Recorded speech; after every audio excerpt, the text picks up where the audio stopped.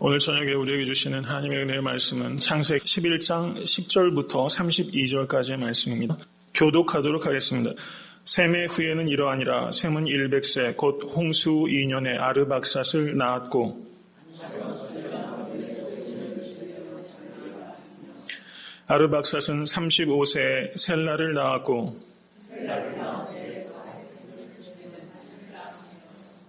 셀라는 30세에 에벨을 낳았고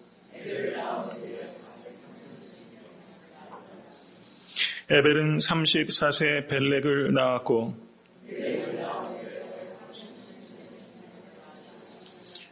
벨렉은 30세에 루를 낳았고 루는 32세에 수룩을 낳았고 수룩은 30세에 나홀을 낳았고 나홀은 29세에 데라를 낳았고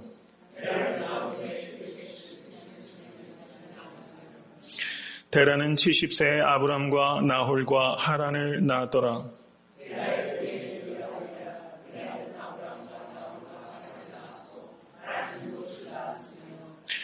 하란은 그 아비 데라보다 먼저 본토 갈대아 우르에서 죽었더라.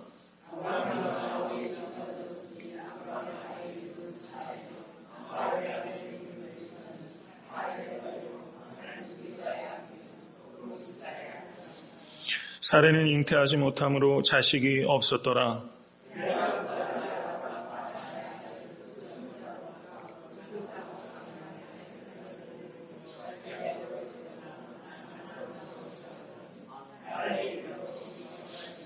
다 같이 데라는 205세를 향수하고 하란에서 죽었더라. 아멘. 하나님의 말씀입니다. 오늘 저녁에 처음 뵙는 얼굴도 있고 모처럼 뵙는 얼굴도 있는 것 같습니다. 이 저녁 예배를 통해서 많은 은혜 받으실 수 있게 될 주님의 이름으로 간절히 축원합니다.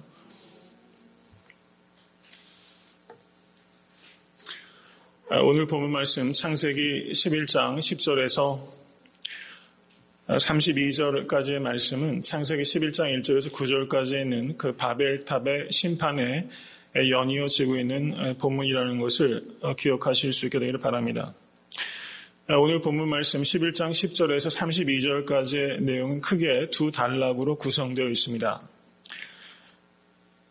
11장 10절에서 11장 26절까지가 하나의 계보를 의미한다면 이것은 셈의 후예는 이러하니라 라는 말로 11장 10절이 시작하고 있습니다.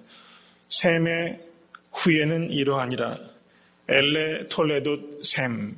히브리 말로 그렇게 되어 있어요. 엘레 톨레돗 셈. 그 창세기에는 이 톨레돗이라는 말, 이 톨레돗이라는 말은 번역하자면 족보, 계보 혹은 generation, 영어로 번역하자면 generation 이렇게 번역되는 말입니다.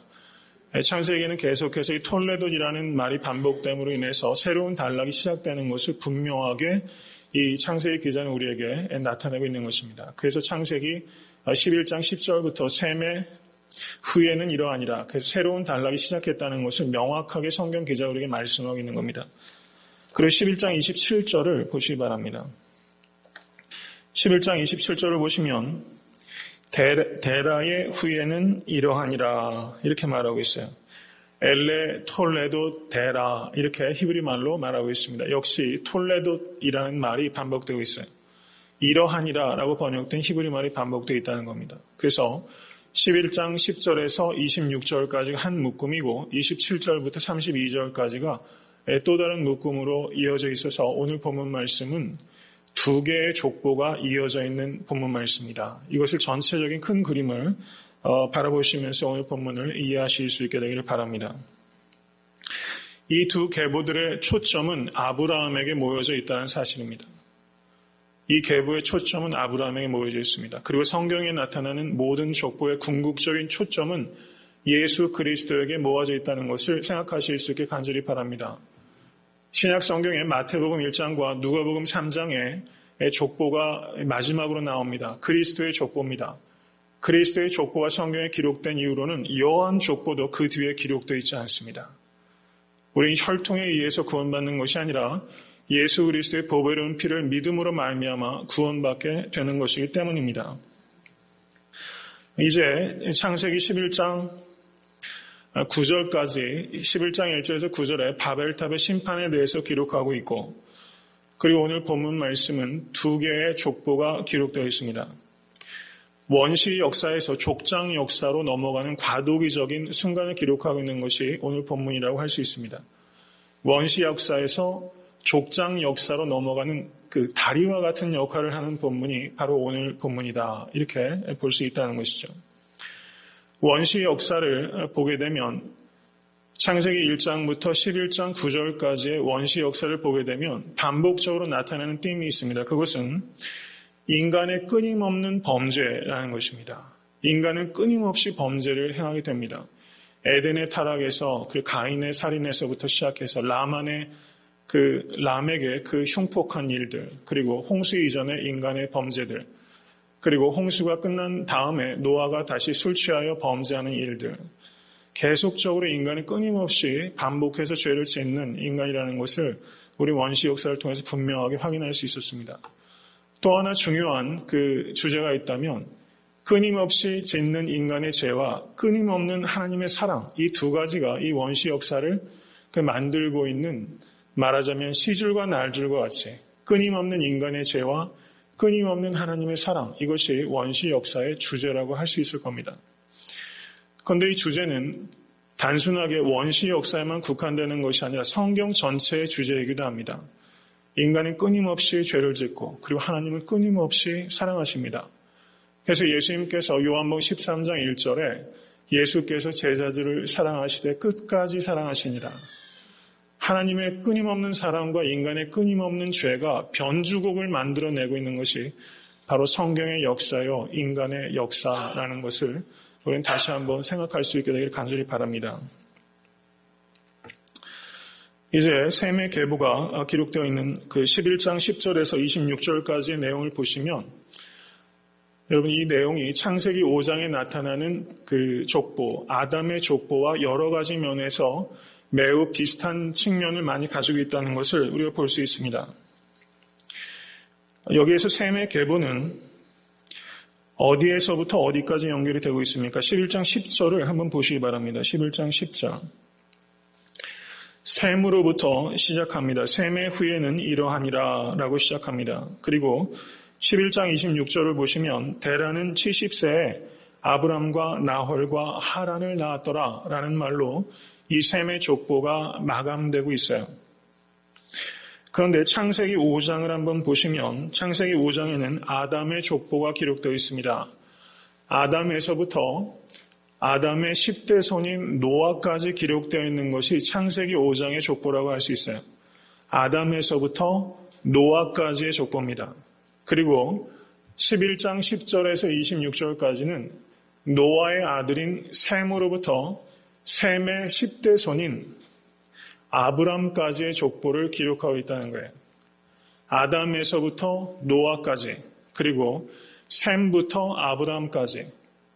노아는 아담의 10대 손이요, 그리고 아브람은 아담의 20대 손이다라는 것을 우리 두 족보를 통해서 우리가 볼 수 있다는 사실입니다. 그래서 창세기 5장의 족보와 그리고 오늘 본문 말씀 11장 10절에서 26절까지 두 족보를 통해서 가장 두드러지게 부각되는 세 인물이 있다면 그것은 아담과 노아와 그리고 아브람이라는 사실입니다. 이 두 개의 족보는 이 세 사람을 분명하게 강조하고 있어요. 아담은 누구입니까? 인류의 시조라고 할 수 있는 겁니다. 그리고 노아는 누구입니까? 홍수로 하나님께서 온 세상을 징벌하신 후에 새롭게 시작하신 인류의 시조라고 할 수 있어요. 노아는 세컨 아담과 같은 역할을 한 것이다, 이렇게 볼 수 있다는 것입니다. 그리고 아담의 20대 손인 아브라함은 어떤 존재입니까? 이 아브라함은 선택된 백성인 이스라엘의 시조다, 이렇게 볼 수 있다는 것이죠. 그래서 아담과 노아와 아브라함, 이 세 명의 존재는 그런 면에서 시조라는 면에서 그 일치된 성격을 갖고 있는 존재다, 이렇게 볼 수 있다는 사실입니다. 오늘 10장의 계보를 한번 보시면 10장 21절에서 31절 말씀을 한번 보실 수 있게 되기를 바랍니다. 창세기 10장 21절에서 31절까지의 말씀.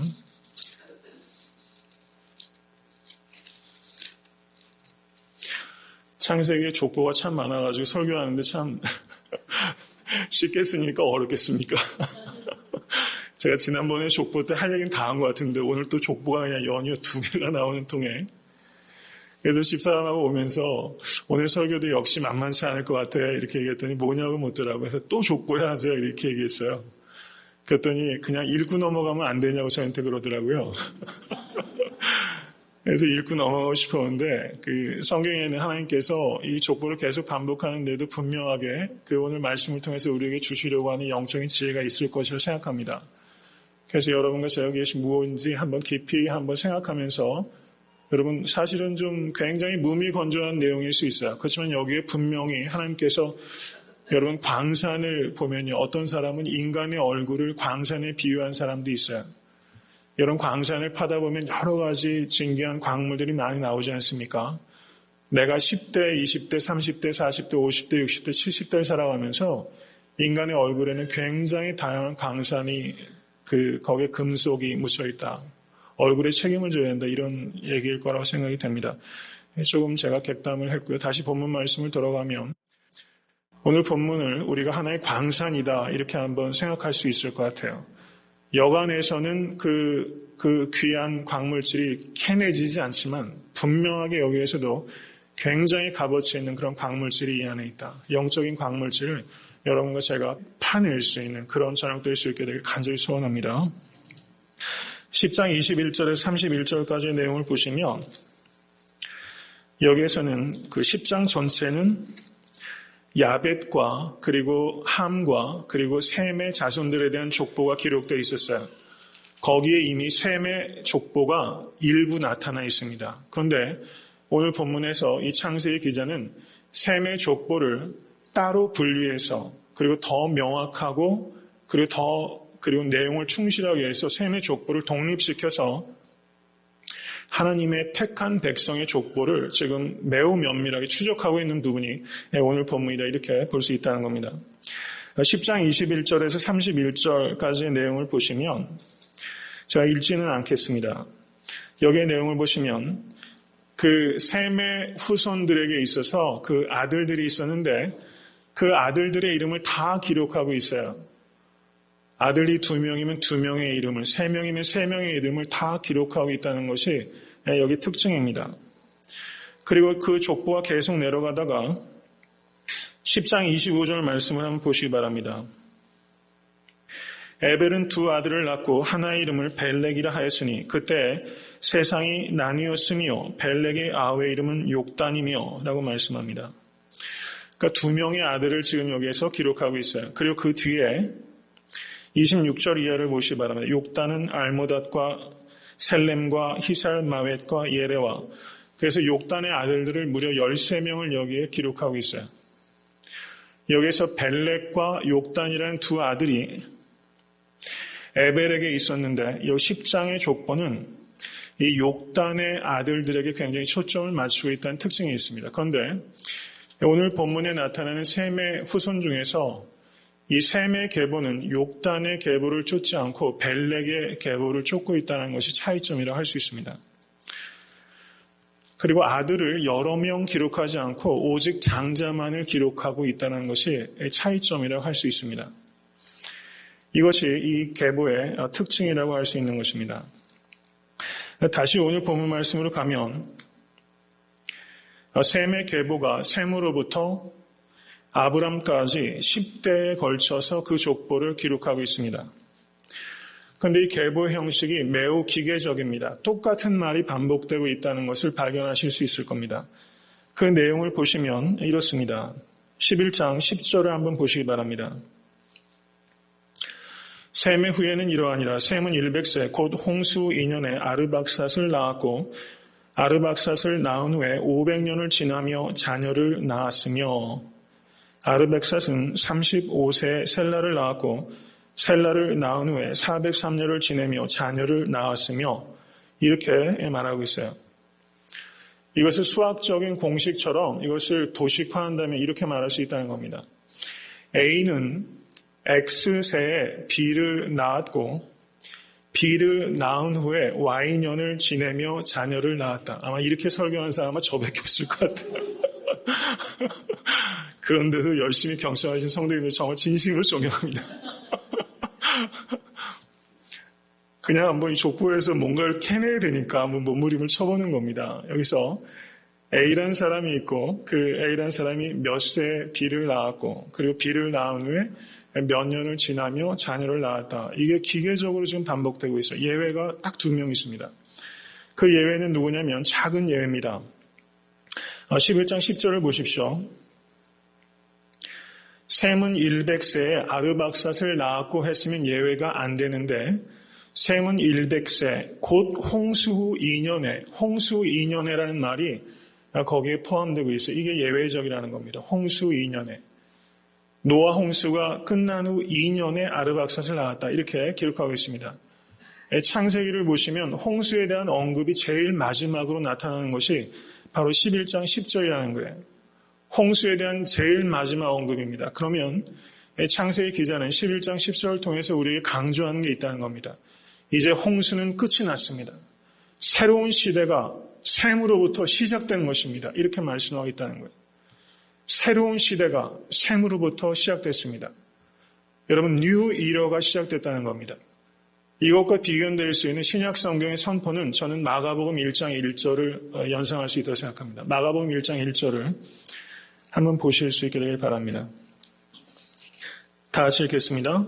하나님의 아들 예수 그리스도 복음의 시작이라. 여러분, 이 선포는 새로운 시대가 시작됐다는 것을 선언하는 것입니다. 홍수가 지났다라는 것을 선언하는 것이 11장 10절의 선언이라면 이제 old creation, 옛 세상은 지났고 새 하늘 새 땅이 시작됐습니다. 하나님의 나라가 이 땅에 도래했습니다라는 빵빠레가 바로 마가복음 1장 1절이라는 사실이에요. New beginning, new creation, 예수 그리스도 안에서 이전 것은 지나갔으니 보라 새 것이 되었도다라는 전혀 새로운 시대의 국면이 시작되는 것이 예수 그리스도 안에 있다는 사실을 믿으실 수 있게 주님을 간절히 축원합니다. 역사의 절정이 바로 예수 그리스도 이 땅에 초림하신 일이요. 역사의 완성이 예수 그리스도께서 이 땅에 재림하시는 것으로 역사는 완성이 되는 것입니다. 이 셈이 아들을 낳은 것이 홍수란 한 시대를 마감하고 한 시대를 열어갔던 것처럼 저는 여러분과 저의 삶이 우리의 작은 삶 속에서 여러분 역사는 나라와 민족의 역사를 얘기한다면 여러분 개인에게는 개인사라는 게 있습니다. 개인사. 그리고 학문의 영역에서 연구하는 사람은 자기가 연구하는 분야에서도 기념비적인 역사적인 그 모멘트를 만들어내는 사람들이 있어요. 여러분 신앙의 여정도 하나의 역사라고 우리가 얘기할 수 있다면 저는 여러분과 저의 삶이 이 셈이 아르박삿을 낳아서 하나의 역사적인 분기점을 만들었던 것처럼 저는 여러분의 삶이 그러한 변화를 세상에서 만들어낼 수 있는 그런 인생이 될 수 있게 되기를 주님의 이름을 간절히 축원합니다. 여기에서 이렇게 지속적으로 기계적인 반복이 나타나고 있어요. 여러분 기계적으로 반복된다는 것을 통해서 우리가 받는 인상은 이 셈의 그 계보에는 좀 잘난 사람이 없구나 이런 게 알 수 있다는 거예요. 니무롯과 같이 당대의 영걸이라고 말할 수 있을 만한 눈에 띄는 사람이 이 셈의 계보에는 없어요. 지극히 평범한 사람이었습니다. 세상적인 관점에서 볼 때는 작은 사람이요 눈에 띄지 않는 사람이에요. 그런데 이들은 그 이름을 예수 그리스도의 족보에 당당하게 올리고 있다는 것을 기억하실 수 있게 되기를 간절히 바랍니다. 누가복음 3장 34절에서 38절 말씀을 한번 찾아보시기 바랍니다. 누가복음 3장 34절에서 38절까지의 말씀입니다. 다 같이 읽겠습니다. 그 이상은 야곱이요, 그 이상은 이삭이요, 그 이상은 아브라함이요, 그 이상은 데라요, 그 이상은 나홀이요, 그 이상은 스룹이요, 그 이상은 르우요, 그 이상은 벨렉이요, 그 이상은 헤버요, 그 이상은 살라요, 그 이상은 가이난이요, 그 이상은 아르박삿이요, 그 이상은 셈이요, 그 이상은 노아요, 그 이상은 레멕이요, 그 이상은 무드셀라요, 그 이상은 에녹이요, 그 이상은 야렛이요, 그 이상은 마할랄렐이요, 그 이상은 가이난이요, 그 이상은 에노스요, 그 이상은 셋이요, 그 이상은 아담이요, 그 이상은 하나님이시니라. 아멘. 여러분이 반복되고 있는 이 족보를 보면서 우리는 좀 뭔가 마음에 감동이 있을 수 있기를 간절히 바랍니다. 오늘 본문 말씀 11장 10절에서 26절까지 이어지는 기계적으로 반복되는 삶을 특별하게 뭔가 내세울 것조차 없었던 이 평범한 삶의 그 이름들이 예수 그리스도의 족보의 이름을 당당하게 올리고 있다는 사실입니다. 저는 이것을 통해서 세상이 기억하는 사람이 되는 것 중요한 일이라고 생각합니다. 세상이 기억할 만한 업적을 남기는 사람은 그렇지만 매우 드물다는 것입니다. 세상이 기억하는 사람이 되는 것보다 더 중요한 것은 하나님께서 기억하는 사람이 되는 것입니다. 여러분 사도행전 10장을 보시면 그 고넬료가 그 기도하고 구제하는 것이 하나님께서 기억하신 바가 되었다라고 기억하고 있어요. 거기에서 기억하신 바가 됐다라고 하는 성경 원어는 기념비가 되었다라는 뜻입니다. 마뉴먼트가 됐다는 거예요. 고넬료의 기도를 하나님께서 기념비에 새긴 것처럼 그렇게 새기셔서 하나님께서 고넬료의 기도와 구제를 기억하셨다. 그리고 사도행전 그 뒤에 이어지는 최초로 성경의 여제자라고 기록하고 있는 도르가라는 여인이 나타납니다. 그 도르가는 바느질을 통해서 과부들을 돕던 사람이에요. 그런데 아마도 그렇게 다른 사람을 돕느라고 체력적인 소모가 많아서 그랬는지 죽고 맙니다. 그런데 그 성경에서도 이 도르가를 하나님께서 기억하셨다. 이렇게 기록하고 있어요. 여러분 정말 우리가 삶을 무엇을 위해서 우리의 삶을 드릴 것인가? 여러분 세상이 기억하는 사람이 되는 것보다 더 중요한 것은 하나님께서 기억하는 사람이 되는 것이다. 라는 것 기억하실 수 있기를 바라고 모쪼록 그런 방향으로 삶을 헌신하실 수 있는 여러분과 제가 될 수 있게 되기를 간절히 소원합니다. 이 족보에서 우리 한 가지 생각할 수 있는 것은 창세기 5장을 한번 보시기 바랍니다. 창세기 5장. 창세기 5장을 보시면 제가 족보를 5장과 10장과 11장의 족보를 지금 조금 비교하고 있는 겁니다. 가령 창세기 5장 6절을 한번 보십시오. 5장 6절 말씀 제가 읽습니다. 셋은 105세 에노스를 낳았고 에노스를 낳은 후 807년을 지내며 자녀를 낳았으며 그가 912세를 향수하고 죽었더라. 이렇게 기록하고 있어요. 이것 역시 거의 비슷하게 반복이 됩니다. 그런데 여기에서 보시면 차이가 에노스를 낳았을 때가 셋이 105세였어요. 그런데 오늘 본문 11장에 나타나는 그 사람들이 첫 아들을 낳았을 때 나이가 거의 30대입니다. 그런데 홍수 이전에는 100세가 넘어서 그 첫 아들을 냈어요. 그런데 홍수 이후에는 30대, 평균적으로 30대 정도의 첫 아들을 낳고 있다는 것을 우리가 볼 수 있다는 거죠. 인간의 수명이 지속적으로 감소되고 있다는 것을 오늘 우리는 알 수 있다는 것입니다. 그리고 창세기 5장 6절을 보시면 8절을 보시면 그가 912세를 향수하고 죽었더라 이렇게 말하고 있어요. 계속적으로 몇 살을 향수하고 죽었다라는 말이 기록되어 있는데 오늘 본문에 나타나는 11장의 족보를 보면 몇 살을 살고 죽었다는 말이 기록되어 있지 않다는 겁니다. 이것을 통해서 우리가 생각할 수 있는 것은 11장의 족보는 훨씬 더 간결하게 기록되고 있다는 거예요. 몇 살에 죽었다는 내용을 기록하고 있지 않습니다. 족보가 짧아요. 그리고 홍수 이전에 사람들의 평균 나이가 858세입니다. 그런데 홍수 이후에 사람들의 평균 나이가 오늘 족보에 나타나는 사람의 평균 나이는 317세입니다. 그리고 아브라함이 몇 살을 살았습니까? 175세를 살았어요. 이삭이 몇 살까지 살았습니까? 180세를 살았습니다. 그리고 야곱이 147세를 살았어요. 이제 조금씩 수명이 감소해서 이제 하나님께서 그 120세를 이렇게 말씀하셨는데 그 숫자에 가까워지고 있다는 것을 우리가 볼 수 있습니다. 그 창세기 11장의 족보에서 몇 살에 죽었다라는 말이 그 기록되어 있지 않고 있음으로 인해서 족보가 매우 간결하게 기록되어 있고 그리고 그 효과는 이런 효과를 나타내고 있는 겁니다. 아브라함의 계보를 결국 이 족보의 초점은 아브라함에게 있다는 사실이에요.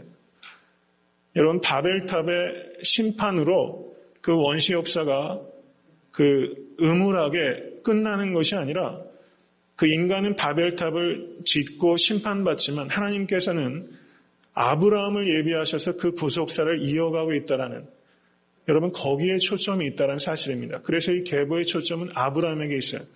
그래서 몇 살에 죽었다는 기록을 의도적으로 하고 있지 않음으로 인해서 아브라함의 족보를 속도감 있게 아브라함에게 집중시키고 있다. 이것이 오늘 족보에 나타나는 하나의 특징으로 살펴볼 수 있다고 생각합니다. 그리고 그 제일 마지막에 11장 26절을 한번 보십시오. 11장 26절을 보시면 데라는 70세에 아브람과 나홀과 하란을 낳았더라 이렇게 말하고 있어요. 한 명씩만 아들을 기록하고 있는데 11장 26절은 3명의 아들을 기록하고 있습니다. 그런데 창세기 5장을 보시면 창세기 5장 제일 마지막에도 거기에 노아의 아들들 3명을 소개하고 있습니다. 셈과 함과 야벳을 소개하고 있어요. 족보에서 제일 마지막은 한 명의 아들이 아니라 3명의 아들을 기록하고 있는 것이 이 창세기의 족보에 나타난 특징 가운데 하나다 이렇게 볼 수 있다는 겁니다. 데라가 74에 아브라함과 나홀과 하란을 낳았더라 이렇게 기록하고 있는데 여러분 이 뜻이 그러면 새 쌍둥이를 낳은 겁니까? 그런 뜻은 아니겠죠. 그럼 이것이 어떤 뜻일까 생각해 본 사람은 없으실 것 같아요. 70세에 이렇게 3명을 낳았는데요. 이것을 굳이 조금 우리가 생각을 해본다면 조금 상세하게 살펴보는 것이 성경을 이해하는 데 조금이라도 도움이 될 거라고 생각합니다. 여기에서 보시면 아브람과 나홀과 하란이 순서대로 기록되어 있는데 이것이 나이 순서는 아니라는 사실이에요. 셈과 함과 야벳을 이렇게 성경은 기록하고 있는데 역시 노아의 세 아들들도 그것이 나이 순서는 아니었습니다. 여기에서 데라의 아들들 셋 중에서 하란이 일찍 요절하게 됩니다. 본토 갈대아우르에서 죽었다라고 기록하고 있습니다. 그리고 29절 말씀 보십시오. 제가 하나 퀴즈를 내겠습니다. 29절 말씀. 아브람과 나홀이 장가들었으니 아브람의 아내 이름은 사레며 나홀의 아내 이름은 밀가니 하란의 딸이요 하란은 밀가의 아비며 또 이스가의 아비더라 이렇게 말하고 있어요. 하란이 일찍 죽었습니다. 그리고 이 하란의 딸과 결혼을 한 사람이 삼촌과 결혼을 한 겁니다. 그런데 아브람하고 나홀 2명의 삼촌이 있었죠. 그런데 아브람과 결혼하지 않고 나홀과 결혼했어요. 그러면 아브람이 손 위일까요? 나홀이 손 위일까요? 누가 손 위라고 생각하세요? 나홀이 손 위라고 생각하세요? 아브라함이요? 잘 모르시겠다는 말씀 좀 드리는데 예, 나홀이 손 위일 가능성이 높아요. 왜냐하면 하란이 죽었기 때문에 그 가문을 잇는 그 책임을 감당하는 사람이 아마 손 위였을 것이다. 그래서 이 아브라함보다 나홀이 손 위였을 것이다. 이렇게 학자들은 많이 생각합니다. 그리고 하란에게는 롯이라는 아들이 있었죠. 그래서 아마도 제 개인적인 견해는 그 하란이 제일 나이가 많고 그 다음에 나홀이고 그 다음에 아브람이 아니었을까 이런 생각을 해보게 됩니다. 이제 이것이 그 계보에 나타나는 일들을 가지고 제가 개인적으로 연구하고 묵상하는 내용을 말씀을 드리고 이제 그 오늘 본문 말씀을 통해서 영적으로 우리가 적용할 수 있는 것 한두 가지를 말씀을 나누고 오늘 설교 말씀을 맺고자 합니다. 오늘 본문 말씀을 보시면 주목해야 될 일들이 바로 11장 30절의 말씀입니다. 사레는 잉태하지 못함으로 자식이 없었더라라고 기록하고 있다는 사실입니다. 여러분, 아브라함은 하나님께서 열방을 향한 축복의 통로로 사용하신 그 위대한 족장입니다. 우리는 혈통으로서가 아니라 예수 그리스도를 믿음으로 말미암아 아브라함의 후손이 된 것을 믿으실 수 있기를 간절히 바랍니다. 아브라함은 우리의 조상입니다. 그렇기 때문에 사실은 이 족보는 우리의 족보에 대한 이야기라고 우리가 바라볼 수 있어야 되는 것입니다. 그런데 그에게 사레가 잉태치 못했다라고 말씀하겠다는 거예요. 성경에서 잉태하지 못했다라는 주제는 계속적으로 반복됩니다. 아브라함의 아내 사레도 잉태하지 못했고 이삭의 아내 리브가도 잉태하지 못했고 야곱의 아내 라헬도 그리고 한나도 잉태하지 못했다라고 성경은 기록하고 있어요. 이것은 하나님께서 쓰시려는 사람에게는 반드시 어려움이 있다라는 것을 말씀하는 사실이라는 것입니다. 하나님께서는 어려움 속에서 하나님께서 쓰시는 사람을 성장시킨다는 것을 기억하실 수 있게 간절히 바랍니다.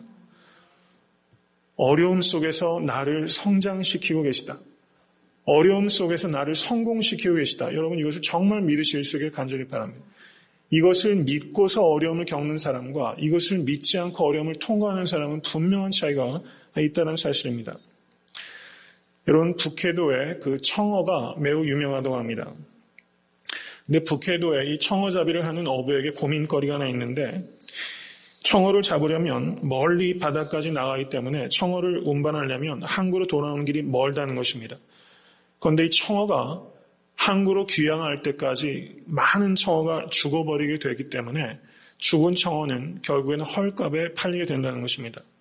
그래서 어부들이 묘안을 짜낸 것입니다. 그 청어가 있는 그 어항이 아니죠. 그 뭐라고 그러죠? 거기 그 컨테이너에 메기를 몇 마리 넣으면 이 청어가 싱싱하게 생명을 유지해서 항구에 도착할 수 있다는 것입니다. 물론 메기가 같이 있기 때문에 이 메기가 청어를 몇 마리 잡아먹지만 나머지 청어들이 이 메기를 피하려고 계속해서 안에서 움직이기 때문에 청어가 싱싱하게 살아서 항구에까지 도달하게 된다는 것입니다. 저는 이것을 우리의 삶 속에 적용할 수 있다고 생각합니다. 우리의 삶 속에 메기가 있다는 것입니다. 분명히 그것은 우리에게 상당한 정도의 위험을 가져다 주는 것이 분명합니다. 그렇지만 그 위험이 그 어려움이 우리에게 가져다 주는 유익이 참으로 크다라는 것이 이 청어잡이를 통해서 우리가 배울 수 있는 지혜라고 할 수 있다는 것입니다. 여러분 동물의 왕국을 보시면 여러분 사자들이 이렇게 앉아있으면 사자 주변에 막 파리떼들이 막 엄청 몰려들어요. 코끼리에게도 파리가 몰려드는데 아프리카 파리는 우리가 보는 파리보다 2배는 크다고 그러더라고요. 엄청나게 무섭답니다. 그런데 학자들의 연구의 결과로 그 아프리카의 파리 때문에 사자와 코끼리가 평균적인 수명이 2년 내지 3년을 더 산다는 거예요. 여러분 파리가 얼마나 귀찮은 존재입니까? 그런데 그 파리 때문에 실상은 그 사자가 2년 내지 3년을 더 살 수 있다는 이 아이러니. 여러분 이 아이러니가 우리의 삶에 있다는 것을 생각하실 수 있게 간절히 바랍니다. 저를 한번 따라해 보십시오. 나를 어렵게 하는 일이 나를 성숙시킨다. 나를 어렵게 하는 사람이 나를 성공시킨다. 우리의 삶에도 분명히 사라가 잉태하지 못했던 일과 같은 일들이 분명히 있다는 사실이에요. 그런데 사라가 잉태하지 못했던 이 일이 이삭과 야곱과 그리고 약속의 후손을 이어지는 이스라엘의 민족의 시작이 됐다는 사실입니다. 저주인 것 같은 이 일이 상상도 못했던 축복의 시작일 수 있다는 것. 여러분 이것은 주 안에서 믿을 때 가능하게 되는 일인 줄 믿습니다. 그리고 이제 31절과 32절 말씀을 살펴보시면 여기에 데라가 그 아들 아브람과 하란의 아들 그 손자 롯과 그 자부 아브람의 아내 사라를 데리고 갈대아 우르에서 떠나 가나안 땅으로 가고자 하더니 하란에 이르러 거기 거하였으며 데라는 200곳을 향수하고 하란에서 죽었더라 라고 이렇게 말씀하고 있어요. 그런데 창세기 12장 4절을 보시면 이에 아브라함이 여호와의 말씀을 쫓아갔고 롯도 그와 함께 갔으며 아브라함이 하란을 떠날 때 그 나이 75세였더라 이렇게 말씀하고 있다는 겁니다.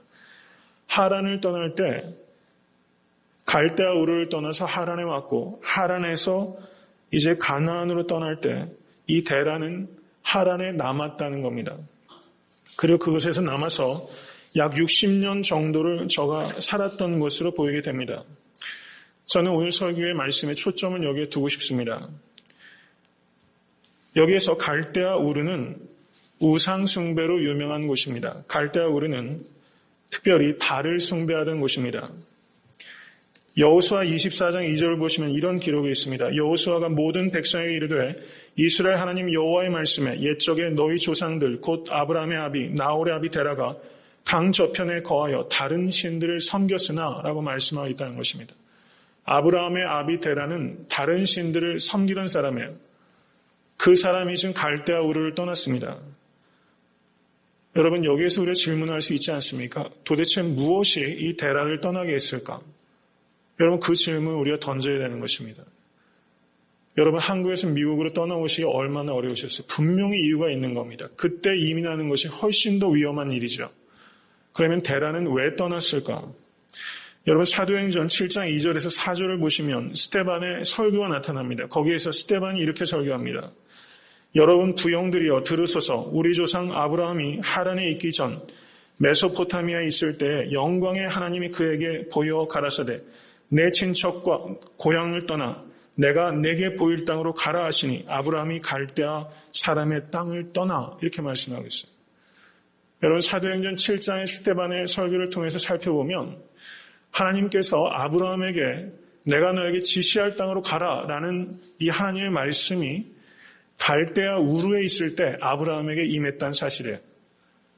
하란에 있을 때 하나님께서 아브라함에게 말씀하신 것이 아니라 갈대아 우르에 있을 때 하나님께서 아브라함에게 말씀하셨다는 겁니다. 사도행전 7장의 말씀을 통해서 우리가 재구성하자 보면 이 데라가 갈대아 우르를 떠났던 것은 데라가 이니시에티브를 가지고 떠나자 해서 떠난 것이 아니라 이 아브라함이 간절하게 아비를 설득하여 아버지 여기를 떠나야 됩니다 라고 해서 하란까지 올 수 있었다는 사실입니다. 저는 사도행전 말씀을 달리 이해할 방법이 없다고 생각합니다. 데라가 이끌어서 떠난 길이 아니라 아브라함이 이끌어서 떠날 수 있었던 길인데 여러분 저는 이 데라가 참 안타까운 것 같아요. 중도에 하차한 겁니다. 아브라함과 함께 가나안까지 갔다면 그는 하나님의 구속사의 한 축을 크게 담당할 수 있는 사람이 됐을 거예요. 그런데 이 데라는 현실에 안주하고 중도에 하차해버린 사람이라는 겁니다. 이것을 통해서 여러분과 제가 생각해야 되는 것은 비전을 가진 자와 비전을 갖지 못한 자의 차이라는 것입니다. 인생의 차이는 무엇이 만들어내는가? 그것은 비전의 차이가 만들어내는 것입니다. 여러분, 이 말을 가볍게 듣지 마십시오. 비전의 차이가 인생의 차이를 만들어냅니다. 데라와 아브라함의 차이는 비전의 차이입니다. 데라는 아무런 비전이 없이 수동적으로 끌려온 사람입니다. 그렇기 때문에 하란에서 머물러 버리고 만 것입니다. 그는 비전을 위해서 희생과 고난을 감당해야 될 이유도 없고 그런 가치도 찾지 못하는 사람입니다. 그렇기 때문에 도중에 중도 하차해버린 것입니다. 여러분, 미국의 한 경영 잡지에 이런 내용이 실린 적이 있습니다. 이 세상 사람 가운데 95%의 사람은 한 번도 자기의 비전을 종이에 적어본 적이 없는 사람입니다. 단 5%의 사람만이 자기의 비전을 종이에 적어본 사람입니다. 그리고 그 사람들이 성공하게 되고 세상의 리더가 됩니다. 라는 요지의 그런 그 기사가 한 경영 잡지에 실렸어요. 여러분, 표본 집단을 추출해서 연구한 것이죠. 그렇지만 상당히 공감이 되는 내용이라고 할 수 있습니다. 저는 이 데라는 한 번도 자기의 비전을 종이에 적어본 적이 없는 사람이기 때문에 저는 데라가 하란에서 머물고 말게 되는 인생의 가장 치명적인 잘못된 선택을 할 수밖에 없었다라고 생각이 됩니다. 제가 한 가지 말씀을 좀 드리고 싶은데 시간이 좀 길어질 것 같아서 드릴까 말까 좀 망설이게 되는데요. 드리겠습니다. 오늘이 광복절입니다. 요즘 축구도 있고 독도 문제도 있고 여러 가지 굉장히 한국에서 한일 간의 문제가 이슈가 굉장히 큰데요. 일본의 기독교인들은 굉장히 교세가 작지만 일본의 기독교인들은 사회적으로 굉장히 존경받는 사람입니다. 그것을 우리는 사실 생각을 많이 해야 됩니다. 일본의 기독교인들 가운데 가장 존경받는 목사님 중에 한 분이 가가와 도요이코라는 사람입니다. 제가 한두 차례 말씀을 드린 바도 있습니다. 이 가가와 도요이코 목사는 1888년에 태어나서 1960년에 죽었습니다.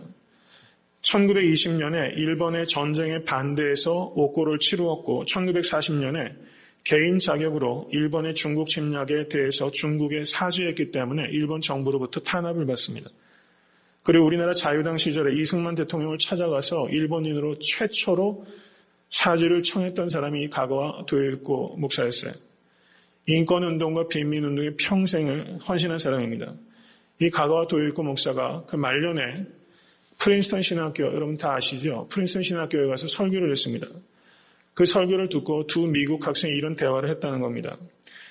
학생이 말합니다. 나는 가가와에 대해서 정말 많은 이야기를 들었는데 오늘 그분의 설교를 듣고 사실 좀 실망했어. 별로 말을 못하더군. 그리고 성경 읽을 때 보니까 성경을 아주 눈앞에 바짝 대고 겨우 읽더군. 이렇게 말하면서 프린스턴의 한 신학생이 이 가가와 도요코 목사의 설교에 대해서 실망했다.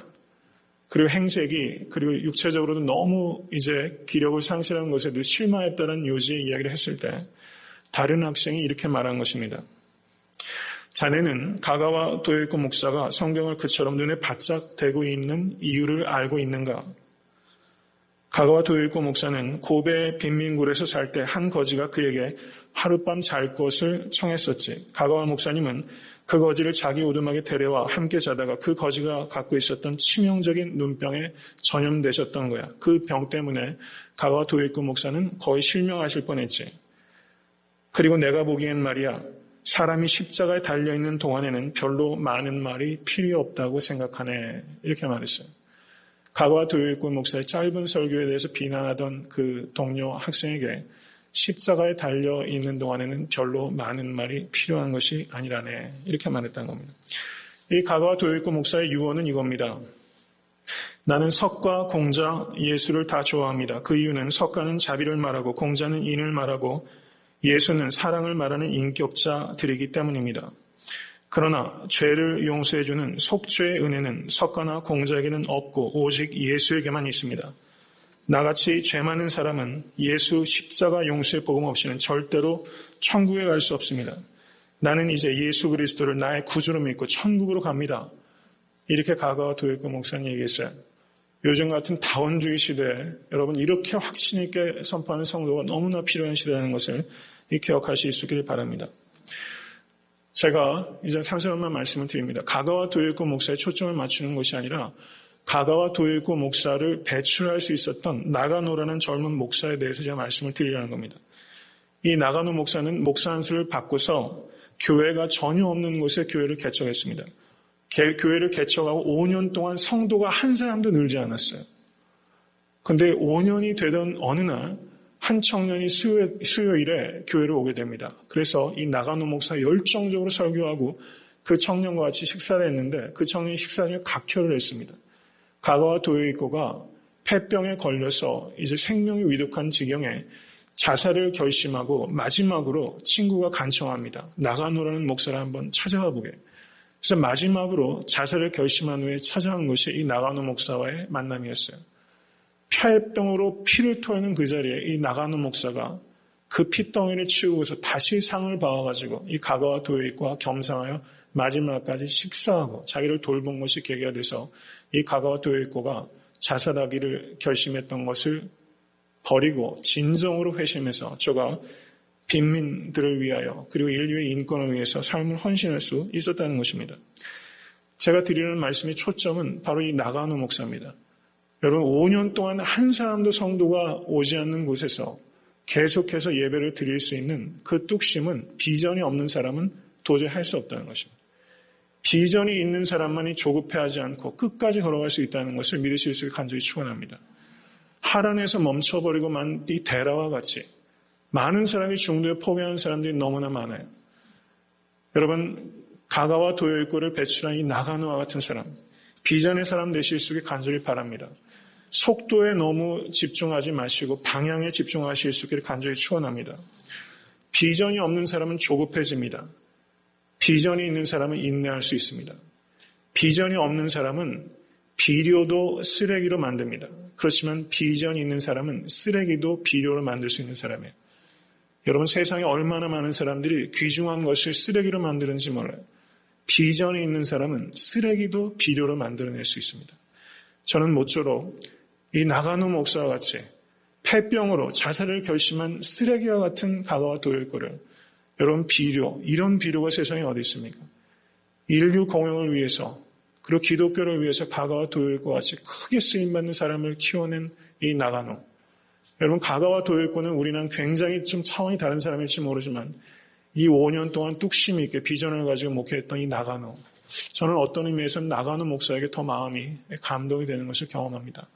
모쪼록 비전의 사람 되실 수 있게 주님의 이름으로 간절히 축원합니다.